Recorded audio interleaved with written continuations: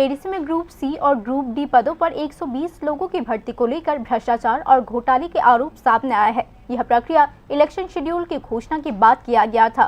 नौकरी के इच्छुक लोगों ने आरोप लगाया है कि भर्ती प्रक्रिया में पारदर्शिता की कमी थी।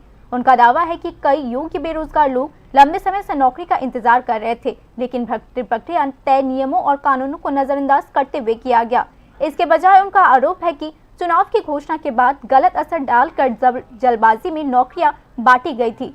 सोमवार को नौकरी के इच्छुक लोगों ने अगरतला के स्वामी विवेकानंद मैदान के सामने विरोध प्रदर्शन शुरू कर दिया और घटना की पूरी जांच, भर्ती लिस्ट जारी करने और कथित भ्रष्टाचार में शामिल लोगों के खिलाफ सख्त कार्यवाही करने की मांग की है। प्रदर्शनकारियों ने कड़ी चेतावनी देते हुए कहा है कि अगर जल्द जांच शुरू नहीं किया गया तो वे आने वाले दिनों में और भी बड़े पैमाने पर आंदोलन करेंगे।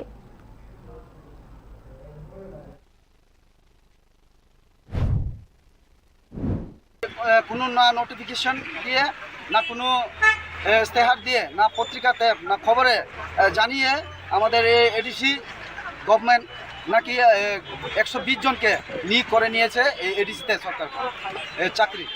তাই এখন এইগুলো আমার দেখা যাচ্ছে আমাদের সোশ্যাল মিডিয়া বিভিন্ন মাধ্যমে বিভিন্ন পত্র পত্রিকার মাধ্যমে যে এইগুলো সব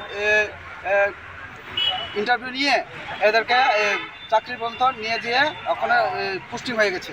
তাই আমরা এখানে সবাই আছি যে এই চাকরিকে বাতিল দিতে হবে, কারণ আমাদের যে এই ত্রিপাশার মধ্যে আমরা এডিসি এই অঞ্চলে এই এরিয়াতে অনেকগুলো বেকার আছে। কারণ দেখা যাচ্ছে সব নাকি এই মন্ত্রী মিনিস্টার তাদের এই জনগোষ্ঠী ছেলে মেয়েরাই সবগুলো চাকরি হয়ে যাচ্ছে। কারণ আমরা তো বেকার ওখানে পড়ে আছি, তাই আমরা এখানে মিছিলে জন্য এসেছি।